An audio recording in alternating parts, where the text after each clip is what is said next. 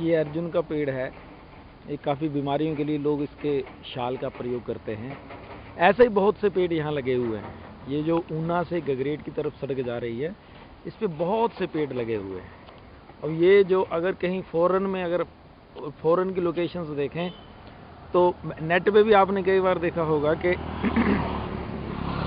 ये सड़क जिस तरह से पूरी ढकी हुई है, इसकी ऐसी फोटोग्राफ्स आए तो हमारे यहाँ पे खूब लाइक्स भी मिलते हैं। लेकिन ये जो सड़क है, इसके दोनों तरफ ये जो पेड़ लगे हैं, ये अब कट जाएंगे। ये थोड़े दिनों के मेहमान हैं। क्यों?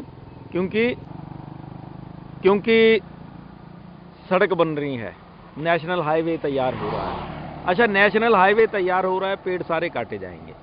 इन पेड़ों को अगर आप देखेंगे तो ये सब फलदार पेड़ हैं दोनों तरफ। अच्छा, ये जो पेड़ हैं ये फलदार पेड़ हैं। जैसे ये सामने जामुन है, आम के पेड़ हैं। इनका आकार देखें तो आकार से आपको पता चलेगा कि ये बहुत पुराने हैं, काफ़ी साल पुराने हैं। अच्छा, नए पौधे हमने कभी नहीं देखे कि सरकार ने या सरकारी विभाग ने किसी ने फलदार पौधे लगाए हैं। लगाए जाते हैं अगर तो सफ़ेदा, एल्स्टोनिया, चक्रेसिया जैसे जहरीले पेड़ ही लगाए जाते हैं सरकार द्वारा। ये पेड़ कट जाएंगे। जो बच्चे हैं सड़कों के आसपास के इलाकों में तो छोड़िए, कहीं के भी, मैंने आपको बताया था पहले भी कई बार कि जंगलों में हमारे यहाँ ये पेड़ नहीं है। फलदार पेड़ तो खैर है ही नहीं, वैसे भी पेड़ नहीं है। जो अभी आपने सुना होगा हिमाचल में बंदरों को मारने के लिए सरकार पैसा दे रही है। एक बंदर को मारें 300 रुपया लेकर के जाएं। अब जंगलों में कुछ रहा ही नहीं तो जंगल से बंदर नीचे उतर आए, पेड़ नहीं है। और ये पेड़ सड़कों के किनारे से भी काटे जाएंगे। उसका रिजल्ट क्या होगा आप जान सकते हैं, आप महसूस भी कर सकते हैं कितने लोग इससे प्रभावित होंगे। ऐसा नहीं है कि इस स्थिति का नेताओं को या सरकार को या अफसरों को नहीं पता।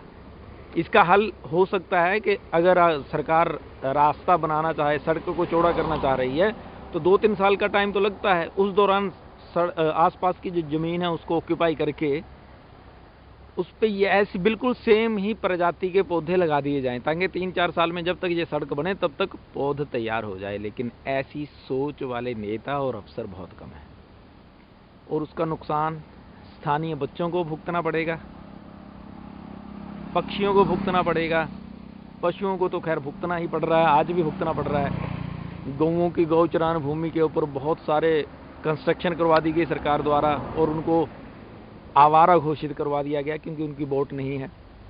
बंदरों को मरवाने के लिए सरकार ने अब पैसे देने शुरू कर दिए हैं। पेड़ काटे जा रहे हैं और ये सबसे ज़्यादा जो नुकसान हो रहा है वो पेड़ काटने से ही हो रहा है। अगर पेड़ ना काटे जाएं या पेड़ जंगलों में भी लगाए जाएं, जंगलों में पेड़ नहीं लगाए जा रहे हैं, ये भी एक सच है। हिमाचल के अधिकतर जंगल खाली हैं। मैंने 1-2 वीडियोस भी आपके साथ शेयर करे थे। जंगलों में बिल्कुल पेड़ नहीं है। तो अगर पेड़ नहीं है तो बंदरों को खाने के लिए कुछ नहीं है, जंतुओं के लिए खाने के लिए कुछ नहीं, उसका रिजल्ट है। अच्छा, ये पेड़ काटे जाएंगे। अब ये देखिए, ये एक दिन में तो अर्जुन का पौधा इतना बड़ा तैयार नहीं हुआ, इतना बेस बना है उसका। तो ये कट जाएगा, उसके बाद लगेंगे नहीं, कोई भी नहीं लगाएगा, क्योंकि अधिकतर सरकार के अधिकारी अब ऐसे पौधे नहीं लगाते।